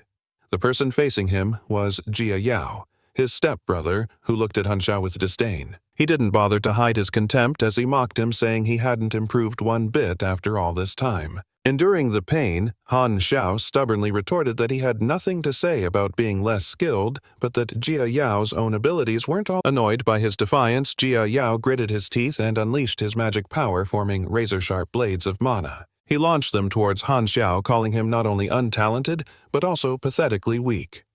Han Xiao trembled all over, but still gathered his power. He created a small orb of magic, determined to fight back and refusing to accept defeat. Just as the sharp blades were about to turn Han Xiao into a human pincushion, they were suddenly stopped mid-air by a powerful bolt of lightning. The blades then plunged into the ground as Gu Zifeng declared the sparring match was over, but Jia Yao just laughed it off. He claimed he was just trying to scare him and told everyone not to be so tense, then turned to Han Xiao with a smirk, saying, "That's all for today." He told him to try harder next time, all while thinking to himself that Han Xiao wouldn't be so lucky again. Later that night, after everyone had returned to their rooms to rest, Han Xiao was still missing. Everyone understood he must have taken a huge blow to his pride, so they sent Leng Yu to find him. Since they were both guys and good brothers, perhaps he could find a way to comfort him. Han Xiao's mood after the showdown was still at rock bottom. He couldn't cheer up no matter what. He had tried so hard for so many years, was cast aside at the academy, and then he met Gu Zifeng and had finally started to level up, yet compared to Jia Yao, he was still a useless weakling who didn't know how to get stronger. After wandering around, lost in his thoughts for a while, Han Xiao finally headed back to the dorms with a sorrowful expression. As he reached the staircase, he saw a figure in white with long hair that spread out like tree roots, crawling and dragging itself across the floor. Hearing his footsteps, it looked up, revealing a grotesque, root-colored face with 2 pure white eyes lacking pupils and a sharp tongue licking the ground. The moment he saw its face, Han Xiao turned pale with fright. His earlier sadness completely forgotten as he stumbled back and thought, "What the hell is that monster?" But as he backed away, the demon opened its maw wide, revealing saw-like fangs as its long claws reached out. It crawled down the stairs, getting closer to Han Xiao, when suddenly a hand from behind landed on his shoulder, making Han Xiao's skin crawl. He didn't dare turn around, fearing it was another demon, but then he heard his teacher's voice saying they had been looking for him all day. Han Xiao immediately whipped around to look at Gu Zifeng, then glanced back at the staircase only to see it brightly lit before his eyes. It was a normal staircase with no sign of the sharp-toothed, sharp-tongued, sharp-clawed demon anywhere. Could it have been a hallucination? Leng Yu, seeing him standing there frozen while staring at the stairs, waved a hand in front of Han Xiao's face and asked, "Are you okay, or did you get hit so hard you turned stupid?" Han Xiao snapped out of it and replied, "I'm fine." As he started to head upstairs, Gu Zifeng called him back, saying, "Are you just going to keep running away like that? Here's a gift for you." As he spoke, he touched a finger to Han Xiao's forehead and a small bead of power like a gem entered his brow. Gu Zifeng instructed Han Xiao to comprehend it well, adding that it was getting late and he should rest. After dealing with the student's issue, he returned to his room and immediately checked the location of the Kunyu bell. Sure enough, his bell had been moved to another location. But no matter where it was moved, as long as he maintained his connection to the bell, he could still find it. The Snake King took the bell deeper into the forest, dropping it into a green lake and letting it sink to the bottom, simultaneously concealing the sacred artifact's aura, and creating a protective barrier around it. After finishing, the Snake King and 2 elders from the Serpent Valley hid the sacred artifact and promptly turned to leave, considering it safe there. Posting too many guards would only attract unwanted attention and make it easier to expose. As soon as they had hidden it, someone overheard and reported back to Ju-Gen that the Snake King had moved the Kunyu bell deep into the valley, although its specific location couldn't be determined yet. Ju-Gen calmly reviewed some documents and said, "There's no need for you to act on this, someone else will scout the way." In the adjacent room, Jia Shen was waiting for his students. The arrivals were the twin brothers who had ambushed Guzifeng before. As soon as the two arrived, Jia Shen showed his anger and displeasure. The red-haired older brother stepped forward and asked, "Teacher, what mission do you have for us?" Jishen held a red stone in his hand and threw it towards them, saying, "You two failed your last job, and I was very displeased now. I'm giving you two another chance. Take this stone to North Mountain, and if it glows, report back to me." The two brothers replied in unison, "Yes, sir," and left. Another day passed. In the morning, everyone gathered in the courtyard again to receive announcements and the days. Training schedule. Leng Yu was standing in the ranks, secretly looking at his phone when Han Xiao walked over, peeked and read aloud, "Aji," was grabbed by the wrist by so-and-so, and then fell into... He looked back at Leng Yu with a puzzled expression, not expecting a guy like him to enjoy reading these cheesy romance stories. Leng Yu looked at Han Xiao, who seemed to be in a more stable mood than the day before, and asked if he was okay now. Hearing this, Han Xiao got annoyed but still replied, "I just got beaten up a bit. It's nothing to worry about." At that moment, the teacher on the high platform called for quiet and began to explain the training content. Their mission today was a single objective, a live combat drill outside. After hearing the signal shot from the instructor, everyone was to choose their own path based on the signposts to reach the destination. There were many different traps and routes that had been set up in advance. The order of arrival at the finish line will be ranked. As soon as they heard the training would be ranked, the whole crowd of students got excited, and everyone was. The dragon-slaying class's competitive spirit had been crushed many times since training began, but now they were determined to reach the finish line quickly. They couldn't afford to finish last again. The students of the dragon-slaying class moved as a group, and upon reaching the edge of the forest they saw 4 forks leading down 4 different paths named recyclable trash, other trash kitchen scraps, and harmful trash.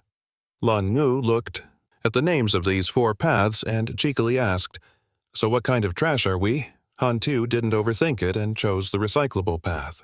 Reasoning that even as trash they should at least be useful, the students who took the other trash path had to cross a forest filled with many traps underfoot. The kitchen scraps path required crossing a lake and facing a water monster, a giant water snake. The harmful trash path was a rather gloomy route, shrouded in an ominous aura, and was even scattered with the carcasses of several reptiles. Today, Truck Fong and a colleague were assigned to oversee this area, but a student who was injured and needed treatment had been taken away by his colleague, leaving only Ko Truck Fong hanging upside down from a tree branch, bored to death. He thought this path would surely attract many students looking for a thrill, but only a few had wandered through. Just as he was bored enough to climb down, he spotted 2 familiar figures, the twin brothers from before. They were holding a red stone, and instead of following the path to the training's finish line, they headed straight for North Mountain. Curious about what they were doing at North Mountain, Ko Truck Fong secretly followed them. Suddenly, his connection to the Kongu bell intensified, his heart pounding just like the last time, as if the bell was urging him on. The deeper the twin brothers ventured into North Mountain, the hotter the stone became, emitting a light that made them extremely curious about what Jia Sam was looking for. But they dared not speak carelessly, as for weak students like them, knowing too much was not a good thing. It was best to just follow orders. After seeing the stone glow steadily, just as Jia Sam had described, they signaled for Jia Sam to come. After handing him the stone, the 2 brothers quickly retreated from the area. Jia Sam held the stone, and feeling the unchanging light of the dragon bloodstone, he knew the Kon Ngu bell must be here. He then touched a transparent wall of power. This was a primordial level barrier combined with a heavenly illusion level mirage. created by a disciple of the Serpent Clan, but unfortunately for them, he held a dragon scale fragment, allowing him to easily tear the barrier apart. He crushed the glowing stone in his hand and dropped the dragon scale fragment into the lake. The moment the fragment fell, the Gu bell flew up. Sam flew towards the middle of the lake to grab it, but someone faster snatched it away. He gritted his teeth in fury, threatening hand it over or don't blame me for what happens next.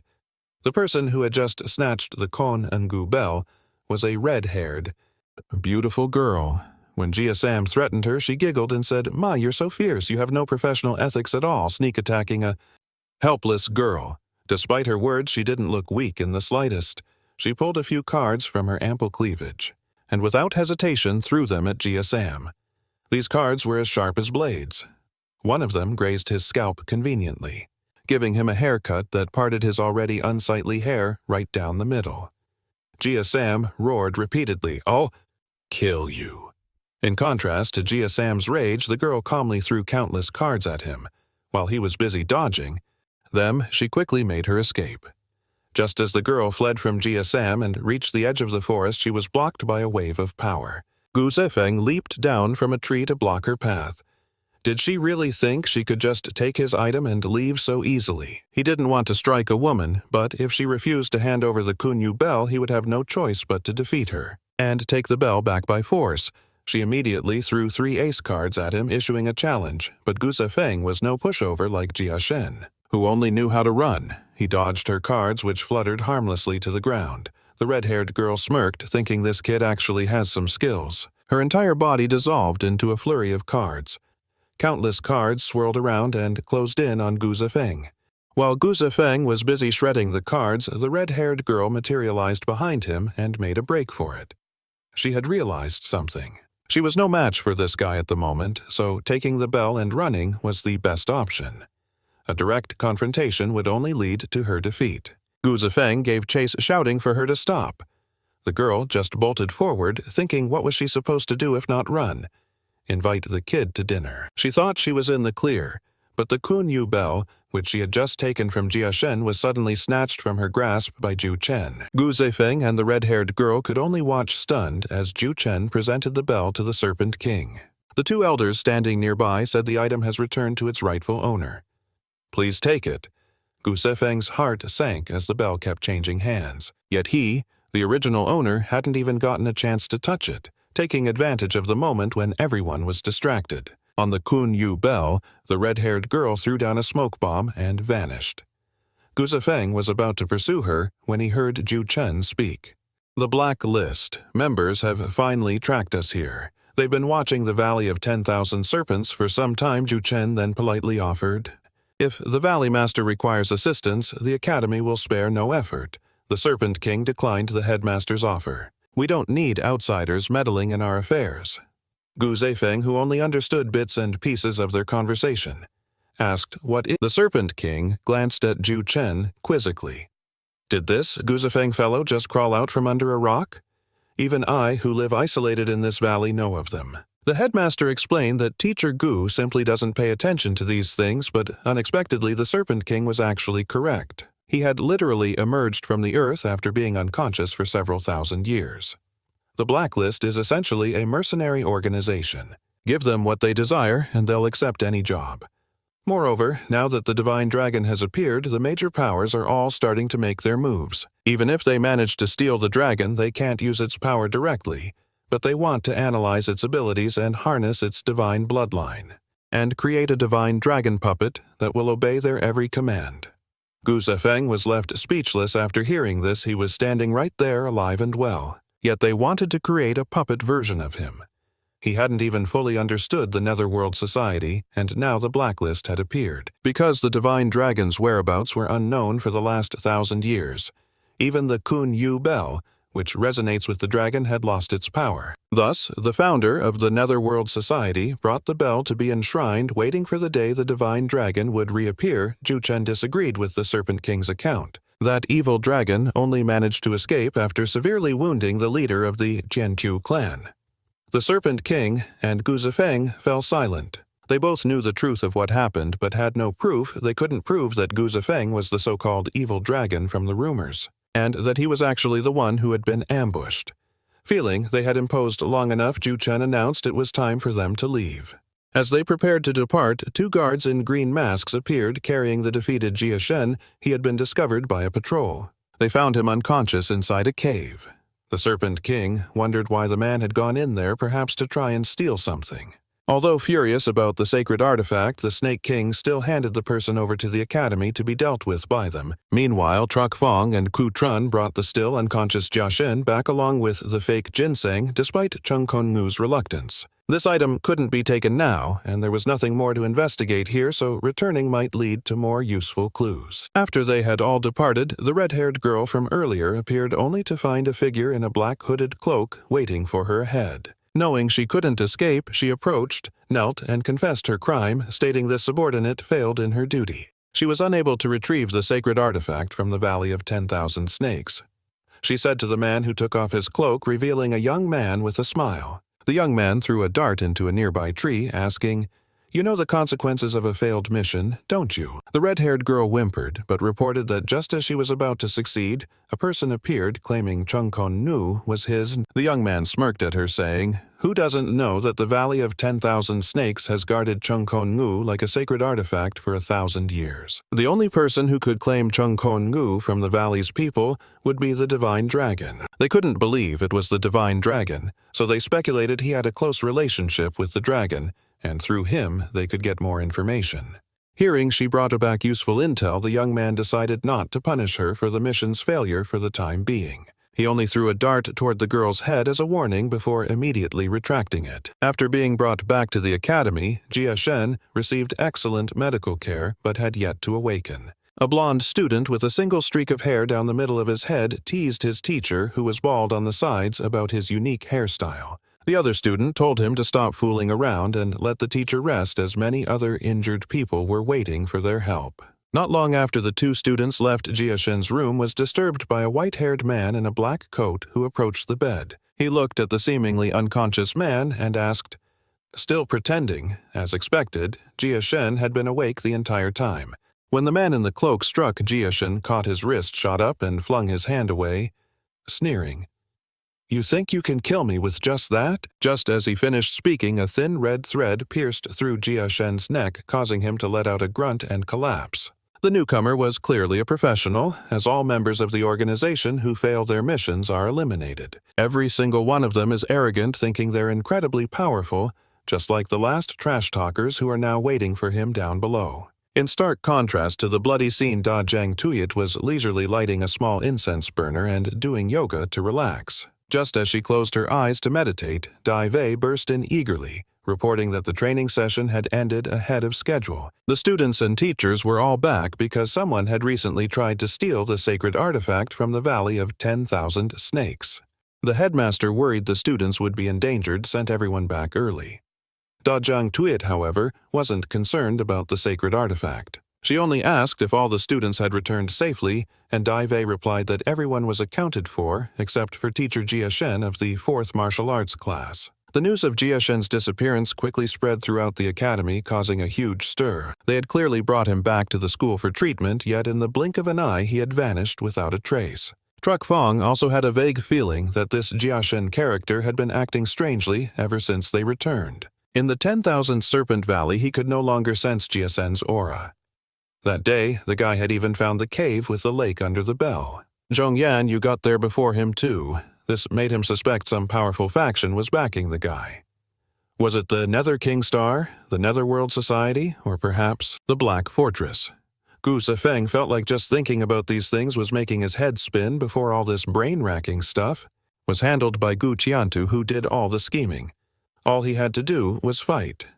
As he was lost in thought, he saw two familiar faces pass by. It was those twin brothers who use fire. Both brothers were students in Jia Sen's class, so they were stopped by a teacher with a ponytail to ask about teacher Jia's whereabouts. But they answered that they didn't know the disappearance of their teacher, and also made them a little uneasy. The last time the two brothers saw teacher Jia was when they reported the news about the glowing stone to him. The older brother felt uneasy, speculating whether Teacher Jia. Before he could finish his sentence, Gu Zefeng appeared using his stealth skill. Behind them. What happened to Teacher Jia? Tell me. Seeing Gu Zefeng, the two brothers were terrified and tried to run, but he grabbed them by the collar and pulled them back. Don't even think about running. I won't hit you this time. He held the two of them like chickens and asked again where Jia Sen was. Although they were terrified of Gu Zefeng, the two brothers were even more afraid of Jia Sen and the power behind him, so they had to say that after the outdoor combat training we haven't seen him again. Instead of looking for us, you might as well go look for the logistics staff. Gu Zefeng, of course, didn't believe them. He pressed them, saying, "Weren't you the ones who went into the mountain cave with Jia Sen that day?" Hearing this, the younger brother's soul just about left his body. Damn it. The two of them had just returned the item to him and left immediately.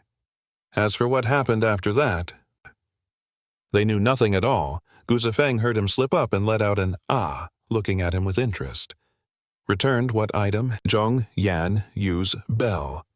The older brother, seeing how foolish his younger brother was, face-palmed. This is a classic case of not fearing a strong opponent, only a stupid teammate. He pushed his brother behind him to shut him up, preventing Gu Zefeng from asking anything more. He resolutely told Gu Zefeng that he didn't know what he was talking about. However, he also revealed that if he kept messing with them, the last person who saw Jia Sen would also disappear just like him. The last people to see Jia Sen were the two students in charge of his medical treatment and health care at the school. Ever since the news of Jia Sen's disappearance broke, the two of them have been on edge everywhere they go, constantly looking over their shoulders for anyone suspicious. Even though no one appeared, they still couldn't feel at ease. But, while looking behind them, they never would have expected that on the rooftop of the opposite building a gun barrel was aimed straight at their heads, wanting to send the two of them to reunite with Jia Sen. Just as the bullet was fired, Gu Zefeng appeared in time to block it behind the student's neck. He glared directly at the gun barrel, causing the bullet to fly back straight into the barrel and through the eye of the sniper, who was taking aim. The assassin clutched his bleeding left eye with one hand, his right eye staring intently at Gu Zefeng as he reported over the radio that Gu Zefeng, their S-rank target, had appeared meanwhile in the vice principal's office. Ye Jiangshui was receiving a girl in a white suit with blue hair. Dawei stood beside them, pouring water for the two. Of them, Long Luoyin, the current head of the Long family, had just picked up her glass and taken a sip when she complained, "I want to drink wine." Ye Jiangshu, sitting opposite her, didn't pay much attention to her request. Previously, Long Luoyin had said she had information about the Netherworld's demonic aura, which was why they were meeting here, not to drink wine. As soon as this topic was brought up, Long Luoyin also, no longer wanting to drink, she set her glass down. The woman said she had investigated Ye Jiangshui's sister and the two Netherworld Guild members, and sure enough, they were colluding with each other. Ye Jiangshui wasn't too surprised by this revelation. After all, her sister despised her. But what she couldn't figure out was what the Netherworld Guild would gain from partnering with her sister. She couldn't imagine how her sister could possibly help their cause. Long Luoyin didn't know the answer either. The Long family's investigation could only confirm that they were in cahoots. After all, without Ye Jiangshui, they were short on powerful allies. Even though they were constantly recruiting new talent, investigating the Netherworld Guild was becoming far more complex. Just as the atmosphere grew tense, a sound came from the door accompanied by shouts demanding someone be released. How could a master like you arrest people without any reason? Gu Zefeng grabbed the two students he had just rescued by their collars and dragged them inside. He reported to Ye Jiangshui. These two were the last people Jiashen met. Seeing him haul them in, Dawei made a flamboyant hand gesture, saying they should take these two to see Lu Shizun. If you're trying to get the vice principal's attention by bringing people here, you're way too late. Long Luoyin saw him and immediately asked, "Is this the one who detected the Netherworld's dark?" Gu Zefeng completely ignored Dawei's words and addressed the two seated women. What if Jiashen colluded with another faction to steal the sacred artifact from myriad serpents? And these two students were the last people to see Jiashen, and at the same time they were targeted for assassination. If I hadn't arrived in time, these two students would already be dead. They wouldn't have the chance to be standing here. If the principal weren't away right now, I would have dragged these two straight to him instead of bringing them here. After speaking, he turned with a grim expression to stare at the two terrified students who were huddled together on the floor, their bodies limp with fear. He asked, "When you two left Jiashen's room, was there anything unusual about him?" Seeing their reaction, Ye Jiangshui knew they were hiding something out of fear, so she threatened.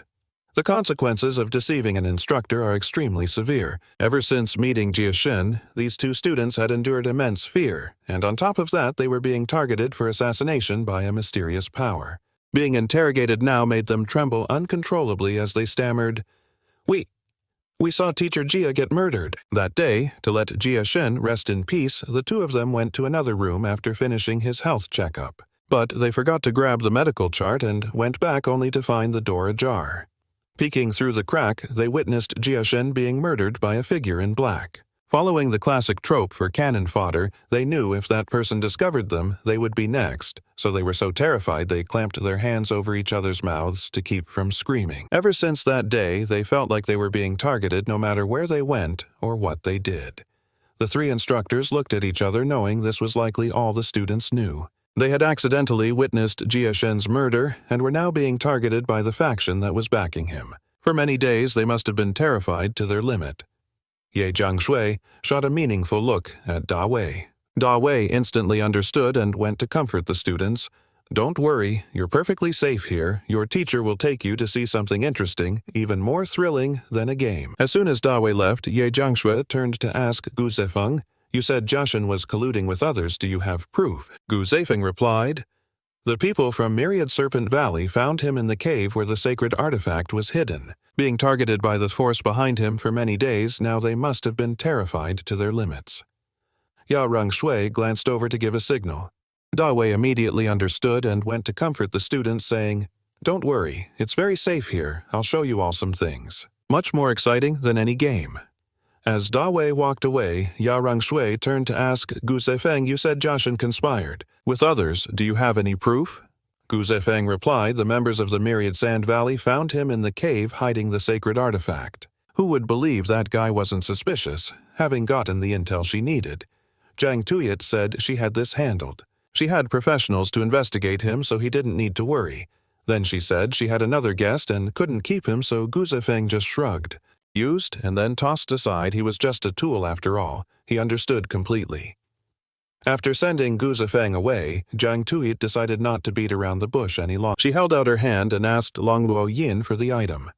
Long Luo Yin handed her a USB drive, and upon opening it, she saw fragments of the dragon's blood. It seems that evil dragon has truly awakened. The Netherworld. Dragon Society has already dispatched its agents to investigate, and it won't be long before they drag them out. By the tail. After being dismissed, Gu Zefeng headed back to the Divine Dragon Mausoleum, sneezing as he walked and wondering to himself, were those twin brothers cursing him out? The moment he thought of them, new trouble came looking for him. He looked at the tree in front of him and told the guy hiding there to come on out. From behind the tree, a short figure in an orange outfit with two buck teeth emerged and stared at him. "You've got some serious power, kid." One of his hands was normal, but the other was abnormally large and was encased in an iron gauntlet. The moment he touched the tree, the trunk cracked. Gu Zefeng eyed the gauntlet with great interest. "So you've sealed your power. Inside that iron arm, huh? Not bad at all. Directly channeling your power into a punch is much faster than wielding a weapon." The buck-toothed assassin, seeing that he wasn't afraid and was even analyzing his arm, charged forward. "If you think this arm is so great, then let it be the one to send you to the afterlife."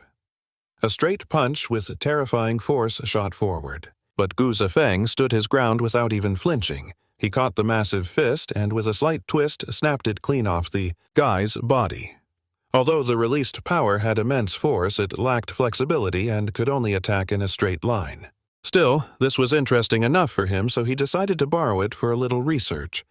He fiddled with the fingers and was about to ask the buck-toothed guy on the ground who sent him. The assassin struggled to reply that he was a professional, so how could he possibly sell out his client? Unless he was offered more money, of course. Seeing the guy wouldn't talk, Gu Zefeng couldn't be bothered to ask again and just tossed the arm aside. Unexpectedly, the arm seemed to have a mind of its own, flipping the bird at his retreating back before it exploded. The scene of him walking through the billowing smoke and flames was like a true action hero walking away from an explosion without looking back. But alas, his backside felt a bit chilly. The blast had torn off the back of his pants, exposing his firm, round butt to the wind. It also knocked the buck-toothed guy out cold. Gu Zifeng walked back, hoisted the assassin up, and asked one more time who wanted to kill him. The buck-toothed guy cracked open one eye and taunted, "Take a guess."